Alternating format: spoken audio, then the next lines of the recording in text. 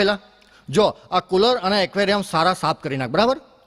Hello Pooja ji. Hello. Good morning. Morning. એડવાન્સમાં happy birthday. Thank you Ranveer. અરે યાર, કેકનો ઓર્ડર આપવાનો તો રહી જ ગયો. કિશોર ગોટે. અરે વાહ, મારી દીકરી રેડી થઈ ગઈ. Ready mummy. બહુ સરસ. જો બેટા, અમે તારા માટે ગિફ્ટ લેવા જઈએ છીએ, પણ ત્યાં સુધી તારા મિત્રનું ધ્યાન રાખજે હો. હા પણ બેટા, તારા માટે અમે શું લાવીએ એ તો કેમ ને. અરે હા, એ તો મને યાદ જ નહોતું. લે બોલ બેટા, તારા માટે શું લાવવું છે? તું જે કે અમે તારા માટે ગિફ્ટ લઈ આવીએ. મમ્મી પપ્પા એક વાત કહું, મારા માટે તમે શું નથી લાવ્યા એ કહો. મને જે જોઈએ એ તો બધું તમે આપ્યું છે. મારી દરેક ઈચ્છા, દરેક ચીજ, બધી વસ્તુ તો તમે પૂરી કરી છે. શું નથી લાવ્યા એ કહો. મોંઘી મોંઘી વસ્તુઓ, મારી દરેક ચીજ, અને એમાંય મારી મનપસંદ કાર પણ તમે લઈને આવ્યા. પણ સાચું કહું પપ્પા, હું નાની હતી ત્યારે પેલી ઢીંગલી લાવી આપી હતી ને, એ ઢીંગલી રમવાથી મને જે આનંદ મળતો હતો ને, એ આનંદ તો આ મોંઘી મોંઘી કારમાં પણ નથી મળતો. તમે છે ને મારી માટે પેલી નાની ઢીંગલી જ લાવી દેજો. હા બાબા. ભલે બેટા, અમે જઈએ છીએ બહાર, તો મહેમાનોનો ખ્યાલ રાખજે. ઓકે પપ્પા. Okay bye. By. Mummy papa થોડા જલ્દી આવજો. હા બેટા.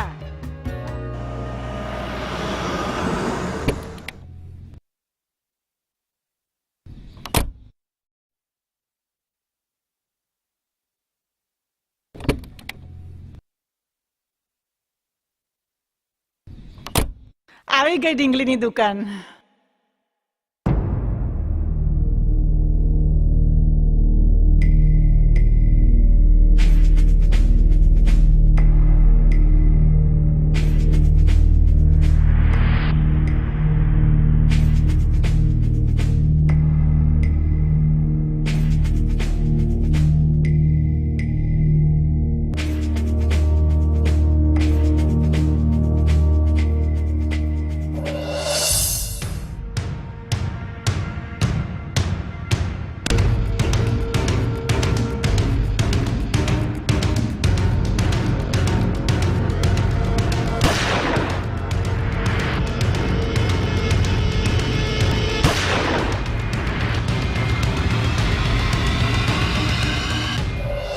રણવીર, આટલી બધી વાર થઈ, હજી મમ્મી પપ્પા આવ્યા નથી. મને ચિંતા થાય છે.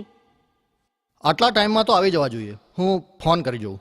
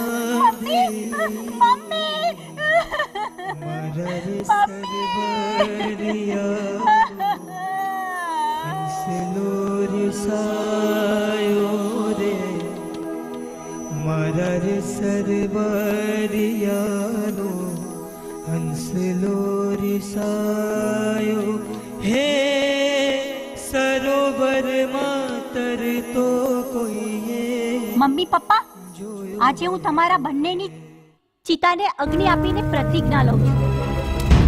જ્યાં સુધી હું તમારા હત્યારાઓને એમના અંજામ સુધી નહીં પહોંચાડી દઉં, ત્યાં સુધી હું ચેનથી નહીં બેસું. મને સોગંદ છે મારા માવતરના, મારા આવતા જન્મ દિવસ સુધી એ હત્યારાઓને એમના અંજામ સુધી પહોંચાડીને રહીશ અને એમને સજા અપાવીને રહીશ. ત્યારે જ તમને ન્યાય મળશે. ન્યાય, ન્યાય. મેડમ, તમારી સાથે બહુ ખોટું થયું છે, પણ જેણે પણ આ કાળું કાર્ય કર્યું છે ને, એ ચોક્કસ કોઈ તમારો અંગતનો માણસ હશે, જેણે માત્ર ને માત્ર તમારી આ પ્રોપર્ટી પડાવવા માટે તમારા મા બાપની હત્યા કરાવી હશે.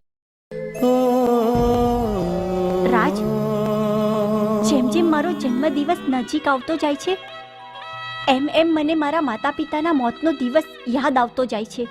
મારો જન્મદિવસ મારા માટે ખુશીનો નહીં પણ દુઃખનો બની ગયો છે. મેડમ, તમે જરાય ચિંતા ના કરો. આજથી હું પણ તમારા મા બાપના હત્યારાની શોધમાં તમારી સાથે જ છું. હા, તમને એક રિક્વેસ્ટ છે, મને પારકું ના માનતા. હા, આજથી હું પણ તમારા દુઃખમાં સહભાગી છું.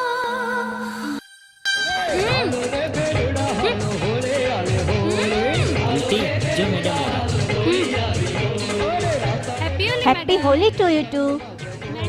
નાના ઉલટી, તને તો ખબર છે કે મમ્મી પપ્પાને ગુજરે આજે આ હોળીએ. હજી 1 વર્ષ પણ નથી થયું. મારાથી નહીં રમાય. તમે લોકો જાઓ, એન્જોય કરો. અરે રાજ, આવ, બેસ.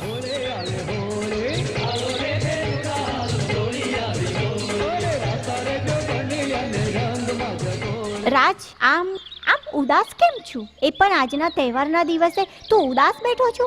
તને ગામડું યાદ આવી ગયું? હા મેડમ. શહેર ગમતું નથી લાગતું? ના ના, એવું નથી. શહેર ગમે છે, પણ ગામડાની વાત જ અલગ છે.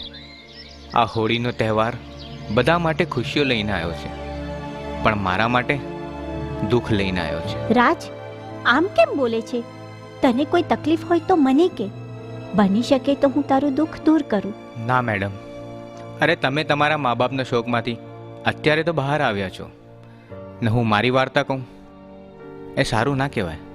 રાજ, હું તને મારા દિલની વાત કહી શકતી હોઉં તો તું પણ મને તારા દિલની વાત તો કહી જ શકે ને. હું તને મારો મિત્ર સમજું તો તું મને તારો મિત્ર સમજી શકે છે ને? નહીં તો આપણી દોસ્તી શું કામની? રાજ, દિલ ખુલીને વાત કર. તને આપણી દોસ્તીના સોગંદ છે. ઓકે મેડમ, તમે આટલું ફોર્સ કરો છો તો કહું છું, મારા માટે આ હોળીના રંગનું મહત્વ નથી. મારા માટે મારી બહેનના હાથમાં મહેંદીના રંગનું મહત્વ છે. એના લગ્ન મહત્વના છે.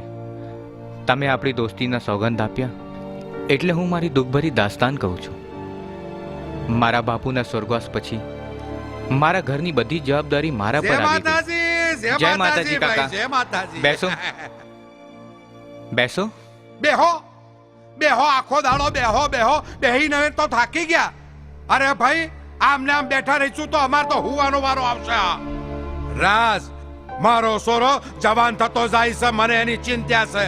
આમ રાહ જોવામાં ને જોવામાં મારો સોરો ગયડો થઈ જાય. નહીં પીવું ભાઈ તમારા ઘરનું પાણી. મને માફ કરો, નહીં ખપે. લઈ જાઓ પાછું.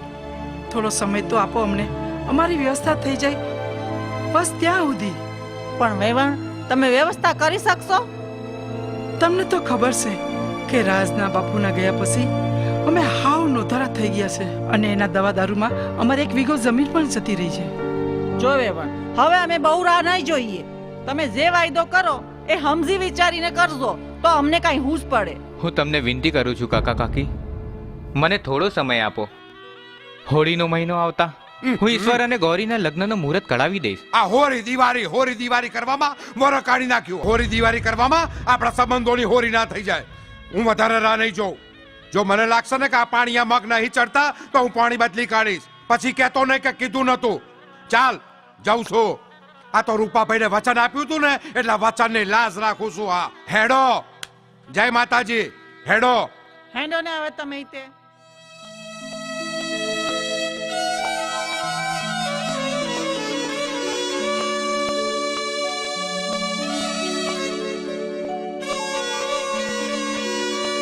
બહેના, ના બહેના ના, રડતી ના, બધું સારાવાન થઈ જશે. અરે એક દિવસ આવશે ને કે તારા લગ્ન ધામધૂમથી થશે. ભાઈ, આપણી પાસે આટલા બધા રૂપિયા ક્યાંથી આવશે? અને ઈશ્વરના મા બાપુજીએ જે આટલું મોટું કરિયાવર માંગ્યું છે એ તું કેવી રીતે દઈશ? આપણી પાસે એક નાનો જમીનનો ટુકડો હતો, એ પણ બાપુજીની દવા પાછળ જતો રહ્યો. હવે આ નાના મકાન સિવાય આપણી પાસે બચ્યું જ શું છે? અરે કશું નથી તો શું થયું? મારા 2 હાથ પગ તો છે ને.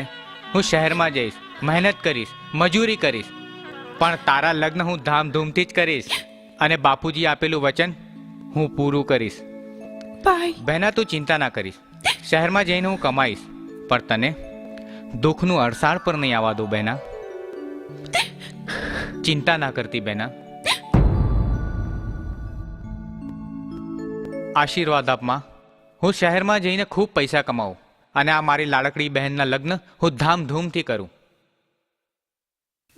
દીકરા, મારા આશીર્વાદ તો સદાય તારી હારે જ છે, પણ જીવનમાં તું પહેલી વાર અમને છોડીને જાય છે. પણ દીકરા, તારું ધ્યાન રાખજે. હા માં. ઈશ્વર, હવે આ ઘરની જવાબદારી તારા પર છે ભાઈ. મારી આ લાડકડી બહેન અને મારી માનું ધ્યાન રાખજે. હા રાજ, તું જરાય ચિંતા કરતો નહીં. અરે, હું પણ આ ઘરનો એક સભ્ય જ છું ને. આપણે ભોગવવું જ પડશે, કેમ કે આપણા જૂનવાણી સમાજના રીતિ રિવાજો ખૂબ જ રૂઢિચુસ્ત છે. આમાંથી પસાર થવું જ પડશે. તું જરાય ચિંતા ના કરતો. માં,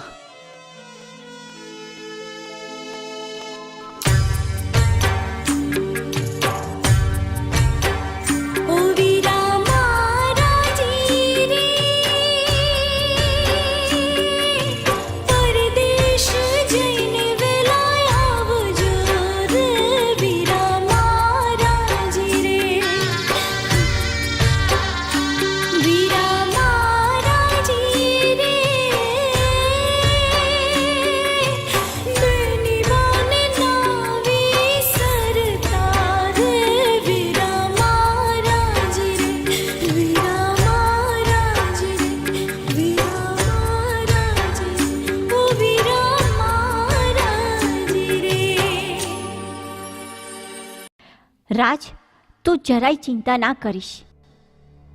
હવે હું તારી સાથે છું. મેં જ્યારે તને મારો મિત્ર માની જ લીધો છે, હું પણ હવે મારી દોસ્તી નિભાવીને બતાવીશ.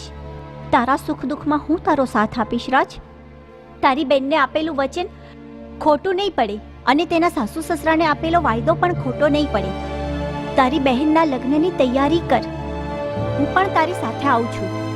બોલ, ક્યારે જવાનું છે આપણે ગામડે? પણ મેડમ તમે આ બધું પણ મન કશું નહીં. તું લગ્નની તૈયારી કર અને એ પણ ધામધૂમથી. Okay madam. મેડમ નહીં, ઓનલી પૂજા. તું મને પૂજા કહીને બોલાવી શકે છે રાજ. પૂજા. ઠીક છે પૂજા.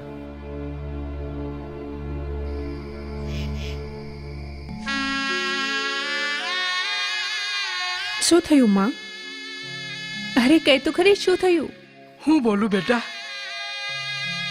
દિવસે ને દિવસે આ વેવાયની માગણીઓ વધતી જાય છે. આજે આવ્યા હતા અને કરિયાવરની યાદી આપતા ગયા છે. તારો ભાઈ આ બધું કેવી રીતે કરશે? અરે માં, તું જરાય ચિંતા ન કર.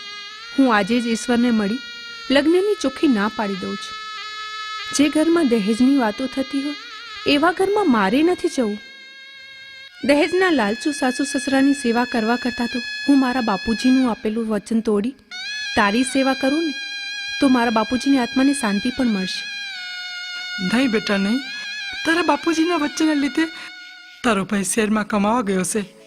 એ આવતો જ હશે અને આપણે સમાજના રીત રિવાજ પ્રમાણે રહેવું પડે.